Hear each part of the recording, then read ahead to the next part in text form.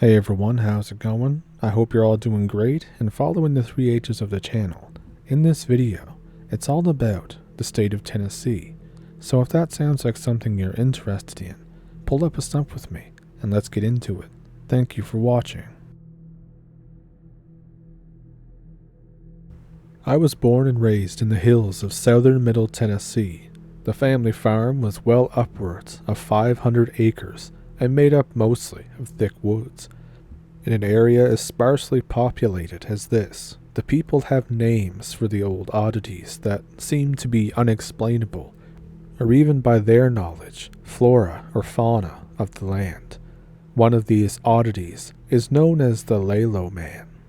I'm not sure of the spelling of its name because my great-grandparents, grandparents, nor even my father ever spelled out the name for me. Its name is only something that is discussed rarely when trying to discover the reason behind an abnormal livestock death or odd findings way out in the woods. This story revolves around my interaction with the Laylow Man. So I was 15 years old.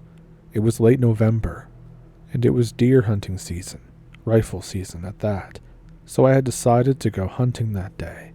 In the morning I had absolutely no luck, so I decided I would give it another go that afternoon, something I usually don't do. And just to make this an even more rare occurrence, I decided to hunt in the holler behind my grandparents' house. No one ever went back there. It would, quite honestly, be accurate to say that parts of the woods that I was in, more than likely, hadn't seen a human in many decades. I went plenty early so that I could set up my blind in a nice thicket that I found. It was right on the intersection of a game trail that I found, and it was really near a quiet little spring. I got settled in, and the hours slowly went by as I sat there and intently listened for the sounds of my quarry approaching. I watched the little birds and the squirrels flit about. Their song and dance is an oddly reassuring stalwart when spending hours in the woods by yourself. But on this day, since I had entered the woods, I felt a slow mounting tension, but I wasn't sure why that was. After the sun began to set, I finally realized what was bothering me, what seemed so off. On the entire half-a-mile trek, I hadn't seen or spooked a single deer, turkey, rabbit, fox, or anything else on the ground. Besides the well-worn game trail that I found, I hadn't seen any signs of habitation besides that which was in the trees and in the sky. By this point, it had already started getting considerably dark as the sun quickly hid behind the hills. I noticed a terrible mistake of mine at this point too.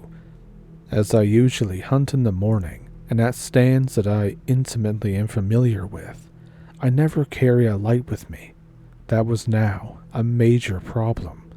I have a good sense of direction, but walking around through the pitch-black woods is less than desirable. So there I was. I got out of the blind, ready to pack it up, when suddenly, as if someone had clicked the mute button on a remote, everything in the woods went dead silent. This caused me to pause. It seemed as if the woods were solemnly waiting for something to happen. The few minutes strode by like hours, and then it happened. From way back in a holler that was adjacent to me, nearly a mile away, I heard something. It sounded like wailing, almost like a small child or a woman. I quickly grabbed my rifle, readying myself to head in that direction to see what was amiss, when I heard the sound again. Only this time, it was much, much closer. My blood ran cold. All the hair in my body stood on end. You always hear about fight or flight, but until you experience it firsthand, you have no clue what it's actually like. There was no decision to be made for me. F the tent. I was out of there. I started running toward my grandparents' house as I listened to that thing quickly gaining ground on me. I swore that in the wailing I could hear something else. It started to speak. Words like "help me," but it was so animalistic. By the time that I was finally making it near the fence, close to my grandparents' house, I could hear its panting and the sound of its feet pounding the ground. It seemed to be on 2 feet. I could see the fence. It was only a few feet away. Past that, I could see the warm lights of their house, but I knew that there was no way I could make it there in time. I thought that I might die mere feet from safety. As a final act of desperation, I threw my rifle behind my back and dove over the fence. I was immediately bathed in the light of the backyard floodlights. Just behind the fence, I heard it stop, still in the woods, still in the darkness. I was never able to clearly see it, but I could tell that it was still there, analyzing me, before it turned around and headed back into the holler. Shortly after, my grandparents came outside to find me laying in the yard, panting, and helped me into the house. When I told them what happened, they weren't the least bit skeptical. With grim faces, they said it was the Laylow Man. I never knew personally what to make of what happened. Later on the internet, I hear stories about things called skinwalkers and whatnot. I don't know if that's the same thing or not, but there are certainly many unexplainable things in this world. Oftentimes, our fiction is shockingly similar to the truth.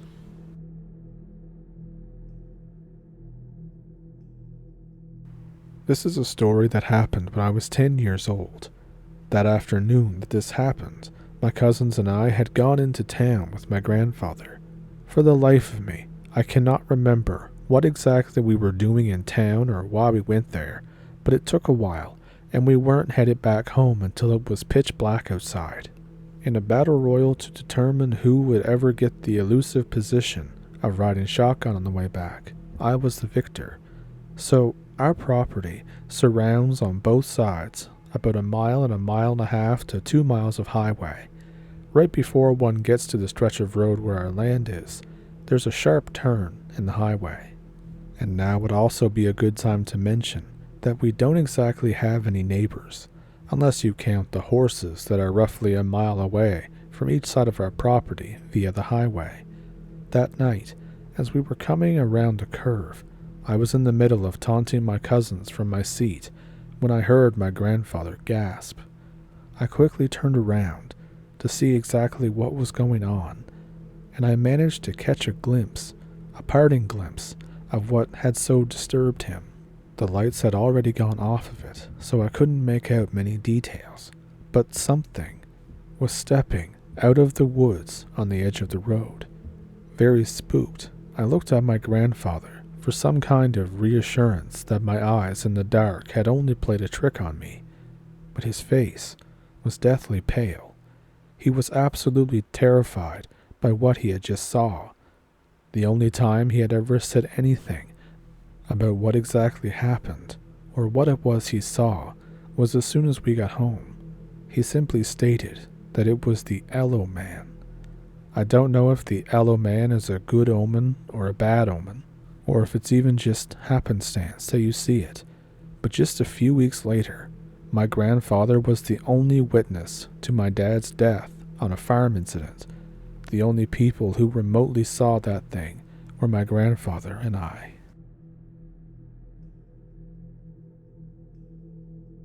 This next story takes place when I was about 11 and only indirectly involves me. This one is not about the Ellow Man or related, but maybe it could be, I don't know.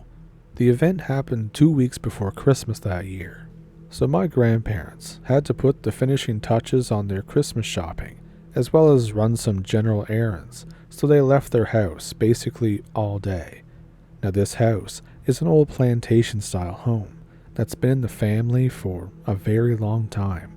It's centrally located on this property, and due to its central location, my grandparents oftentimes left the back doors unlocked so that us family members could stop in while we were working if we needed to grab a tool, to warm up, to cool down, or even grab something to eat on a break.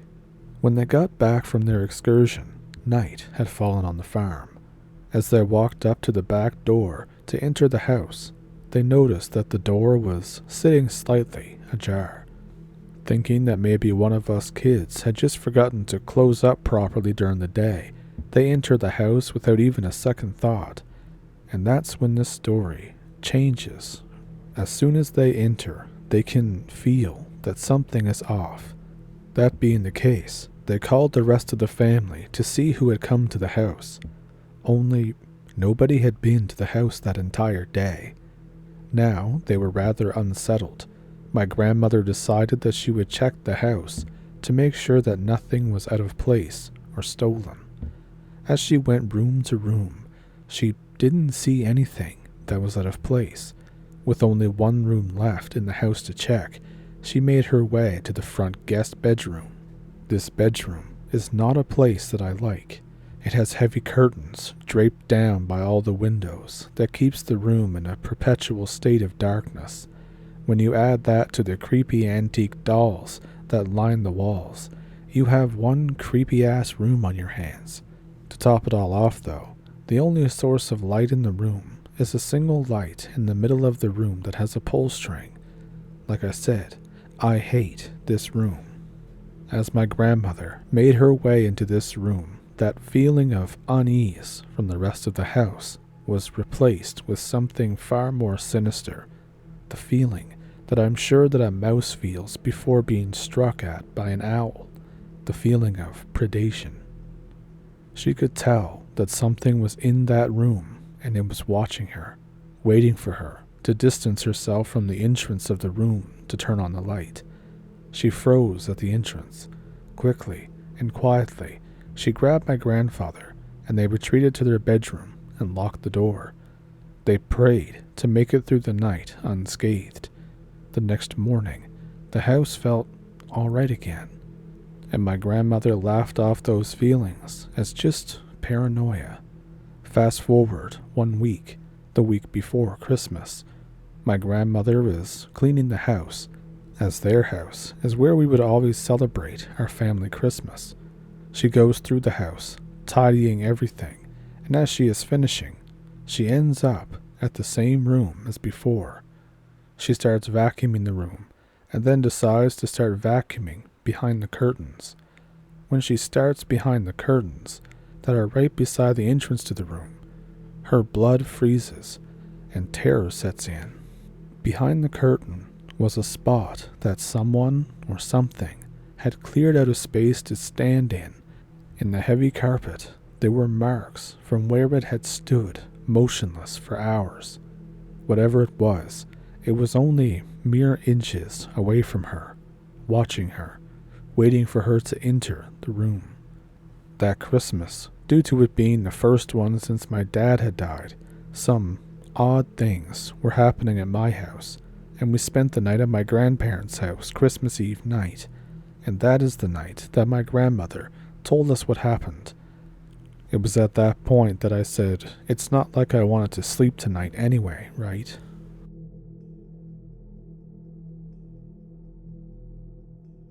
I don't live in Tennessee, but I had a pretty crazy experience in the Great Smoky Mountains on the Tennessee side. This was near Gatlinburg. It was some town that was near Pigeon River. Someone in the area should totally go for a hike and check it out if you feel up to it. I was solo camping because no friends wanted to come with me during that trip. So I showed up to the campground, and I'm the only one there, except for 2 small RVs and a guy who I'm pretty sure was just chilling on the back of his truck. And as far as I could tell, I was also the only one that was in a tent. This was not surprising to me, as it was the off-season. So the first night went pretty decent. I slept well, but I was woken up twice by an animal or something dicking around. I didn't really concern myself with it. I had no food near my campsite, and the animal didn't sound too massive. I thought it was a raccoon. I wake up in the morning, and a park ranger is going around to everybody at the campground and telling them that there was a bear-like sighting nearby. I thought it was weird how he said bear-like, but I brushed it off. The next night, though, That's where shit goes down. I woke up at 2 a.m. I really needed to go to the bathroom. I grabbed my flashlight that I had in my tent. I walk outside and head towards the bathroom. My campsite was bordering some deep woods and was kind of far from the bathroom. I'm walking toward the building and I hear something rummaging a few sites from me. I shine my flashlight over and I see something brown near the tree. I think to myself that this is the bear that people saw. I'll just keep my distance.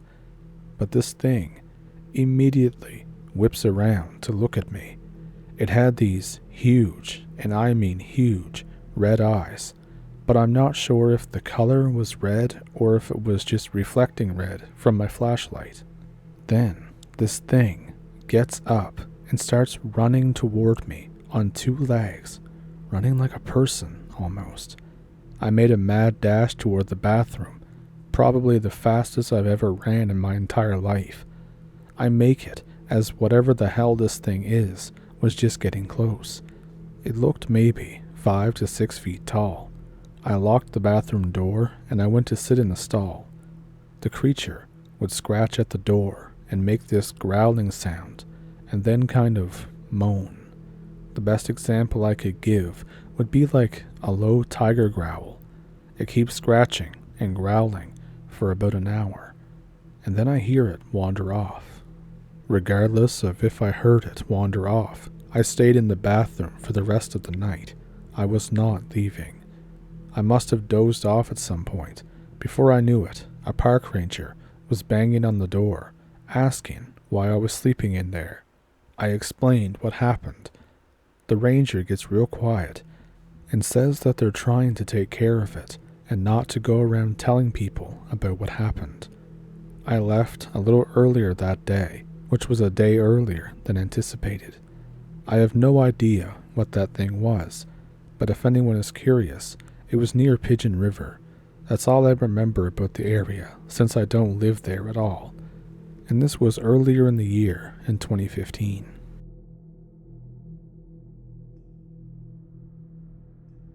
I'm a small-town police officer out in Tennessee. In this job, you see some real strange stuff. This story takes place over maybe 2 to 3 weeks. I don't even know if it's paranormal. It's just really strange.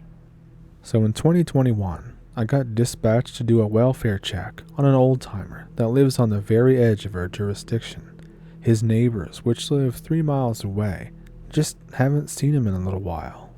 Now this has happened before. People are often concerned about their older neighbors. I was originally thinking that he may have passed away, but I figured I would go check it out.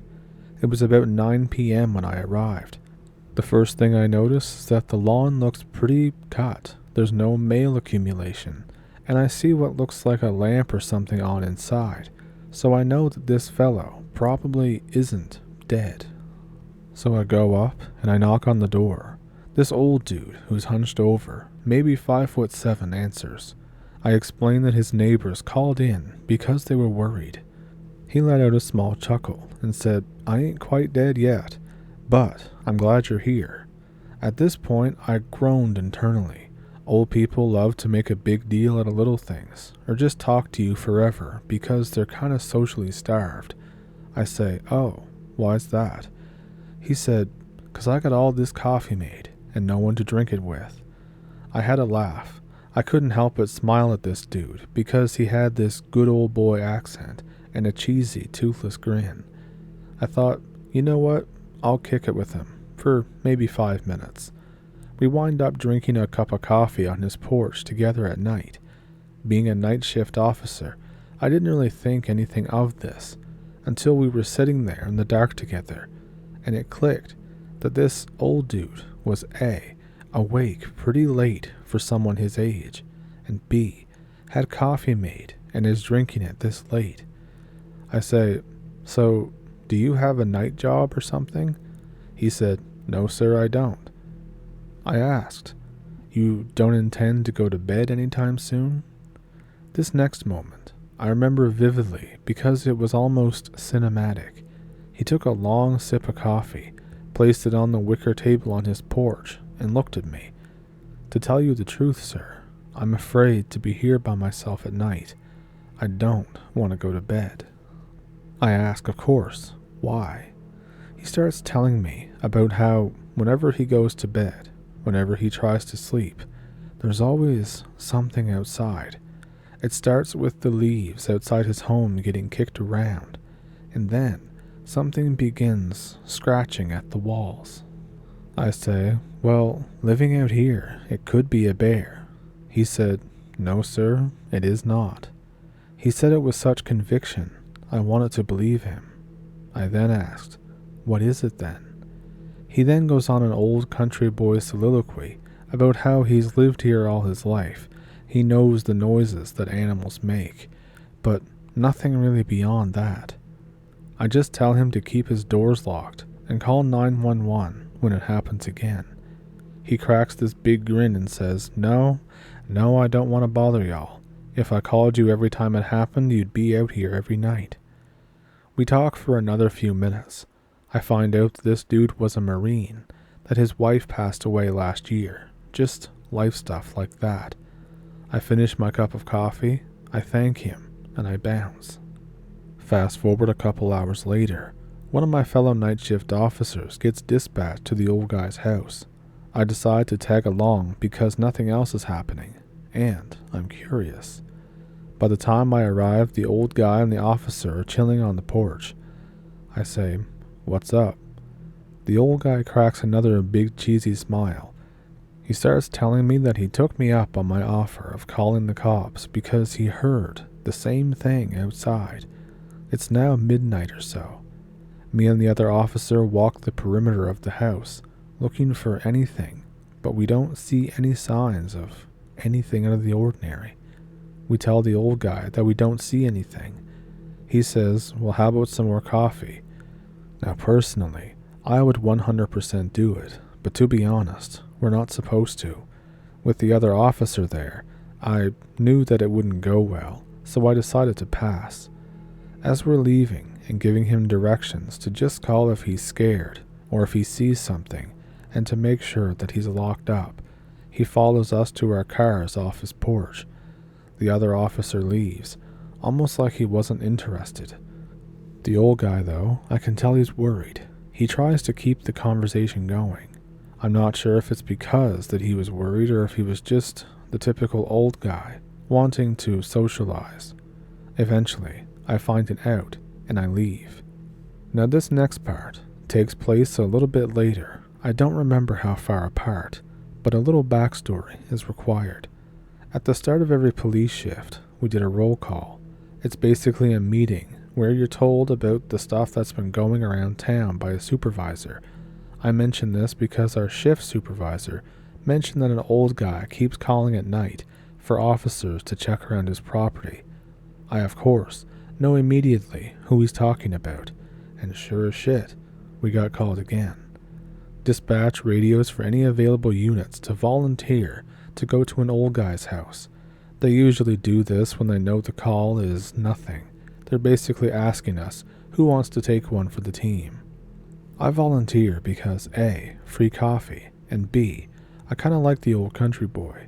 When I arrive, it's again around 9 p.m. The old guy is standing out on his porch. There's no light on this time. By this point, I knew his name. He told me to call him Red. I yelled out, "Howdy, Red," but he barely reacts at all. He just raises his hand up, and keep in mind, he's only a shadow to me.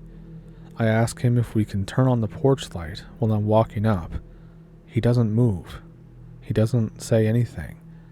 I stand there in awkward silence. I say, "All right, come over here in the headlights then."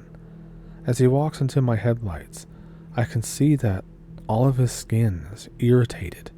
It reminds me of how somebody's skin looks after they take a really, really hot shower. I say, "Oh damn, what happened to you?" He said, "What do you mean?" "You're all red, like you've burned your skin or it's irritated." He says, "Well, I've been out in the woods." I say, "Why?" He said, "Oh, just on a walk." I said, "Why are you going for walks when it's dark, when you said you've been hearing strange things outside at night. This was earlier.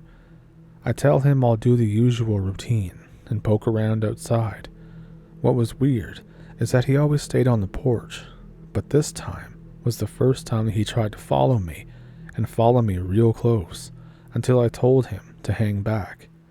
Of course, I didn't see anything. I tell him that I want him to get an EMS. He refuses, because he's made no threats or anything to do with self-harm. I can't force him. So from here, fast forward maybe a week later, after that weird interaction with Old Man Red, I start my shift. About an hour in, dispatch relays someone needs to relieve a mid-shift officer at an old guy's house who is taking a report. I thought, well, why not? So I arrive. Red is sitting on the wicker table on his porch. There's an officer standing on the stairs. The officer is a newer guy who had spent an hour on this call, had no clue what to do. Apparently, Red's neighbors called in a welfare check. They said they saw him walking. They lived over 3 miles away. He said that he was looking around their property, in their field. He looked kind of confused. Now that the officer is there, Red seems put together, so no cause for alarm. As I'm walking up to talk to the officer, I smell something weird that kind of slaps me in the face. And when I look at Red, his skin looks more screwed up than last time. His hair is very unkempt, and overall, he just seems very off from before. I tell the new officer that we basically can't do anything, and to just go home, and I'll pick it up from here. I ask Red if he's good. He just says, yep. I ask if he's confused. He says, no. He keeps giving me one-off, flat answers. I say, hey Red, what's that weird smell? And he just says, dunno. I think, well, alrighty then, so I leave. I just don't have anything there. So again, fast forward to another week, we get yet another welfare call. This time, the neighbors went to Red's home to invite him to some kind of function. Apparently they went to the same church. They hadn't seen him in quite a while, but they were seeing him walking around in the woods and other people's property, and they were obviously concerned. When they got to his house, they said they smelled something awful, and they expected him to be dead inside. So that's when I came in. I arrived, and it was the same smell as before, only 10 times worse. I kicked in the door after knocking. Old Man Red had passed away right there in the living room at the bottom of the stairs. Now I know bodies, and this man has been rotting for a lot longer than a few days. But the neighbors say that they saw Red just yesterday, wandering around. They tried to flag him down, but he ignored them. They tried to confront him about why he was on their property, but he would just take off. Now officially, he died of natural causes. The question that we all had is, how did the neighbors see him around, given the state of his body? I noted this in my report, but it was never paid any mind. It was basically just an, oh, well, they were probably mistaken. As I said, Red was acting off when I saw him every time after the first night. Given how he was wandering and stuff and not acting like himself, giving one-off answers, I believe it was assumed that he had undiagnosed dementia. I'm not familiar with the disease, so it is possible. And I've thought about this a lot. I've been a cop for years now.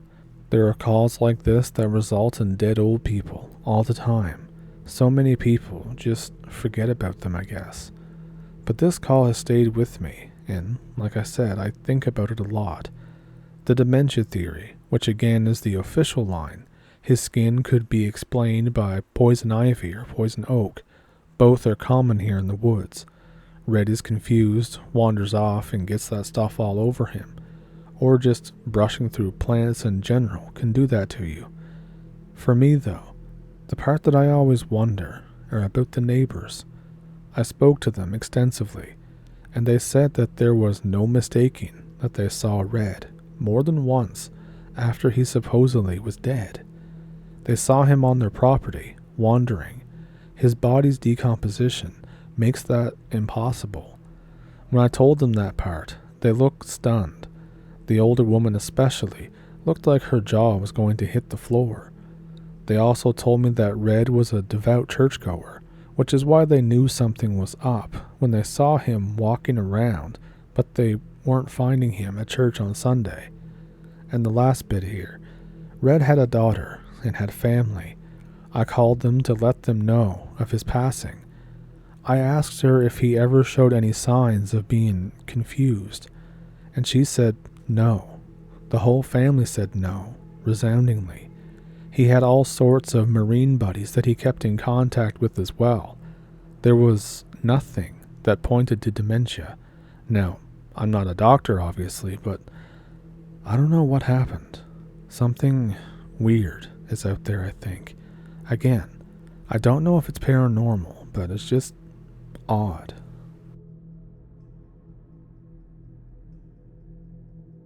So those encounters were pretty wild, weren't they? If there was one that stuck out to you, let me know which one it was down in the comments. And of course, if you have one of your own, or if you would like to donate to the channel, there's an email and links in the description below, as well as super thanks and memberships here on YouTube. There's also a new feature that some people have called a hype feature, that I think you get free things where you can hype a video up or something like that. I haven't looked into it too much, I haven't had time, and if you want to do that, that'd be great. Thank you so much. As usual, I ask you to like and subscribe if you haven't already, to kind of join the family we have here. And as for me personally, I've always wanted to visit Tennessee. I don't know a whole lot about Tennessee, but I have family down there, and any picture they post of the area, it looks really pretty, so I'd want to go visit. Also, a funny picture they posted, it was like a small, I would call it a strip mall. I'm not sure what everybody else calls it, but it's like when 3 or 4 stores are together on a storefront. Now, there was one of those that had one of those signs out front where you put the letters on, or someone has to do it in the morning or whatever, and some of the letters blew off, so instead of like big deal or massive deal or whatever, it just said massive ass. So I thought that was really funny, and I thought, you know what, I want to go to that place. So that's just my sense of humor. But yeah, I do want to go to Tennessee. I want to go to many other states as well, and maybe someday I'll get to, who knows. But with that, I hope you enjoyed the video. And if you did, then like I said, please like and subscribe and favorite and like and tell all your friends and all that great stuff. And I'll see you in the next one. Thank you for pulling up a stump with me. Thank you for watching. Have a good week.